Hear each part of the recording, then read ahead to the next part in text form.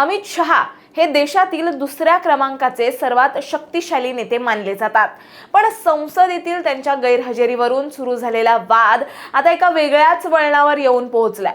ठाकरे सेनेचे खासदार संजय राऊत यांनी थेट दावा केलाय की शहा यांना एक विशिष्ट पद हवं होतं, मात्र खुद्द पंतप्रधान नरेंद्र मोदी यांनी त्यांना त्या पदासाठी नकार दिलाय।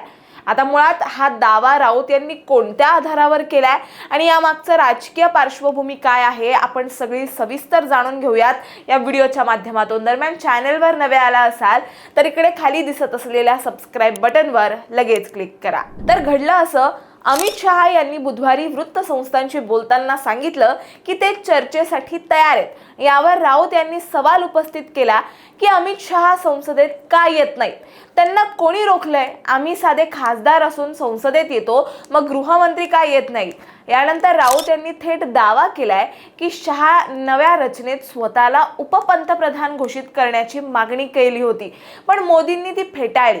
तर ही माझी बातमी आहे, मी सांगतो ते सत्य आहे, असं राऊत ठामपणे म्हणाले।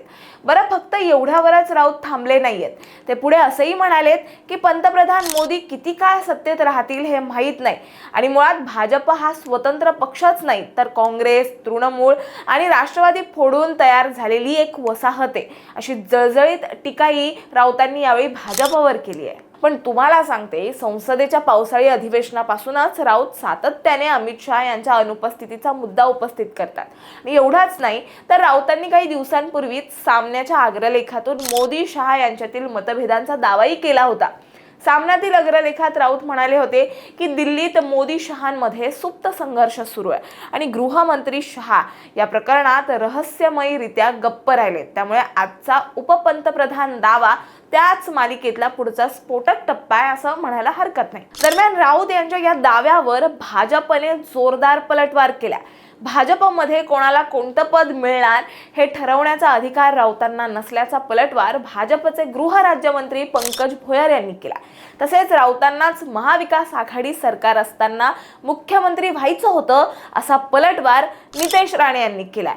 त्याचबरोबर भाजपचे मुख्य प्रवक्ते नवनाथ बन असं म्हटलेत की अमित शहा आणि पंतप्रधान नरेंद्र मोदीजी यांच्यामध्ये मतभेद शोधण्याच्या भानगडीमध्ये संजय राऊतांनी पडू नये।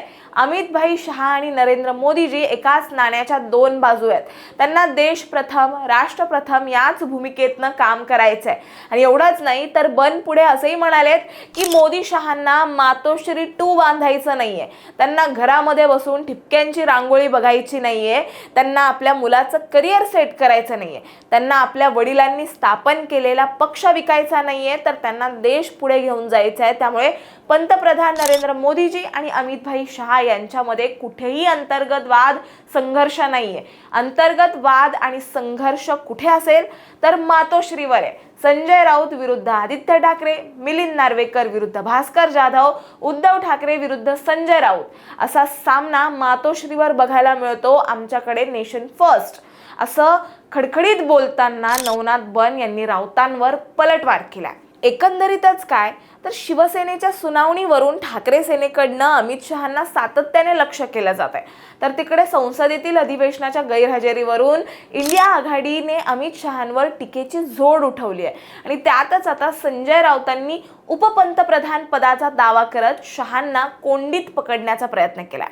मात्र राऊतांचा हा दावा खरा की खोटा हे जाणून घेण्यासाठी आपल्याला आणखीन काळ वाट पाहावी लागणार आहे। तुम्हाला याबद्दल काय वाटतं हे आम्हाला कमेंटमध्ये नक्की सांगा आणि अशाच माहितीपूर्वक व्हिडिओ बघण्यासाठी लगेच सबस्क्राइब करा प्राईम टाइम महाराष्ट्रला।